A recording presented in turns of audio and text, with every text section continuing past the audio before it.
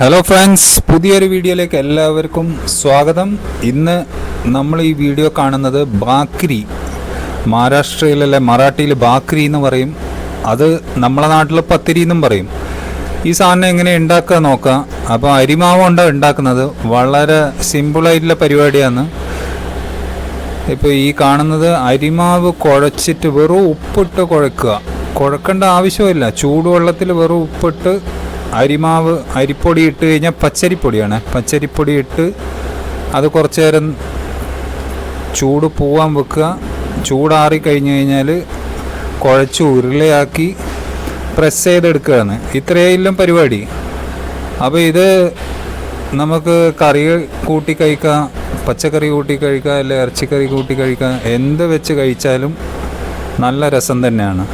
അപ്പം മഹാരാഷ്ട്രയിലെ ബാക്രി എന്ന് പറയും, നമ്മളെ നാട്ടിൽ ഇതിന് പത്തിരി എന്ന് പറയും. ഇവിടെ കുറച്ചും കൂടെ വലിയ സൈസ്, ഒരു ചപ്പാത്തീനെക്കാട്ടിയും കുറച്ചും കൂടെ വലിയ സൈസിലാണ്. അപ്പോൾ ഒരു നല്ലോണം കഴിക്കുന്നയാൾക്ക് തന്നെ, അത്യാവശ്യം കഴിക്കുന്നയാൾക്ക് തന്നെ ഏകദേശം ഒരു 2 എണ്ണം കഴിക്കുമ്പോഴേക്കും മതിയാവും. ഇനി 3 കഴിച്ചാൽ സുഖമായി.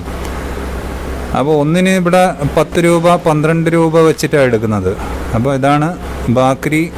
അവർ പ്രസ് ചെയ്ത്, ഹൈഡ്രോളിക് പ്രസ് അവർ യൂസ് ചെയ്യുന്ന, പ്രസ് ചെയ്ത് അതിന് ശേഷം ഈ സാധനം അവർ റൗണ്ട് ഷേപ്പാക്കി എടുത്ത് പിന്നെ നമ്മൾ ഗ്യാസിൽ അല്ലെങ്കിൽ തവയിൽ വെച്ച് ചുട്ടെടുക്കുകയാണ്. അപ്പോൾ ഇന്നത്തെ വീഡിയോ ഇവിടെ അവസാനിക്കുന്നു. പുതിയൊരു വീഡിയോ ആയിട്ട് വീണ്ടും വരുന്നതായിരിക്കും. See you until then, take care and good bye.